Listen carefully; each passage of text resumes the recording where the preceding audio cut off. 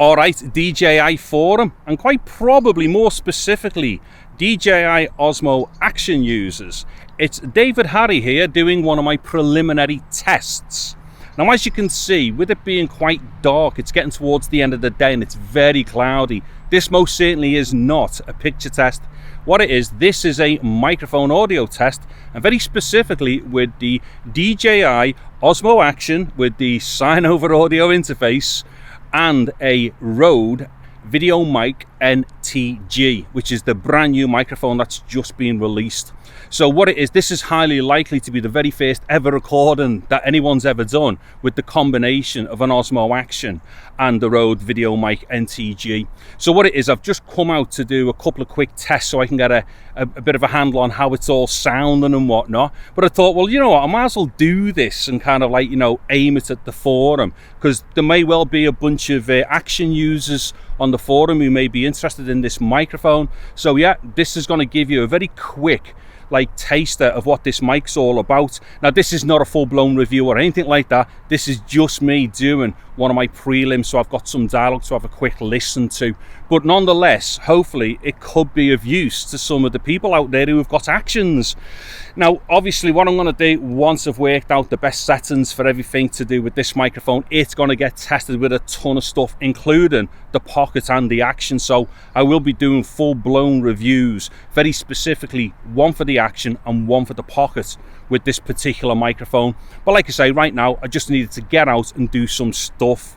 The other thing I'll probably do as well, I'm going to do a specific unboxing about the microphone, not, you know, without any kind of dialogue examples or anything like that. Very specifically an unboxing to show all the functions of the mic, because it is quite an involved microphone. It has a ton of serious functions which will translate for use across many different types of audio or dialogue applications, such as vlogging, podcasting, VO work, or basically any type of dialogue work. Anyway, so right now what we should have got is a really good idea of how this is sounding. Now, because I am outdoors and, you know, rather than just like run the risk of whether it's going to be breezy or not, I've got a foam filter on it, which basically is going to alter the EQ slightly, I would imagine, although I don't know yet because I've not heard it. This is the first go. So what I'm going to do in a sec, I'm just going to switch over and put the HF boost in, because the HF boost, what it does is, well, it boosts the high frequencies, which hopefully should bring back some of the detail in the higher frequencies which may be lost using a foam filter or a dead cat. So just give us a second. Okay, so this has now got the HF boost on. Now, again, this is my first go. I don't know what it sounds like. Has it made any differences?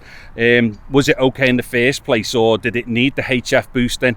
The one thing to bear in mind here, though, is that I have a very sibilant voice. So things like, you know, altering higher frequencies can quite often be a bad thing with my voice, because I will go into sibilance very easily. But the microphone may have needed it with the foam filter on. I don't know yet, but you can be a gauge of that anyway, because don't forget, whatever this is doing now will be the first time I hear it as well. Anyways, yeah, just quickly, what I've done when I was indoors, I'd kind of messed with the dial on the back of the microphone, because this microphone has got a ton of functions which I won't go into right now. I don't have the time to do it.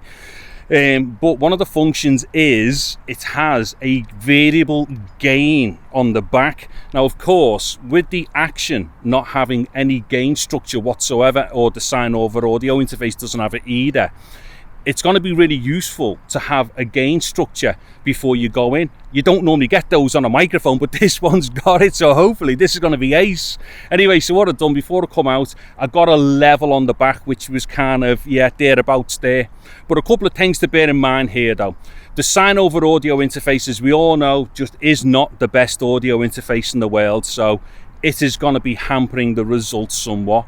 And also as well, with between the Cynova and the Action, there's going to be dynamics processing going on, so AGC and limiting and such, things which you can't bypass, unfortunately.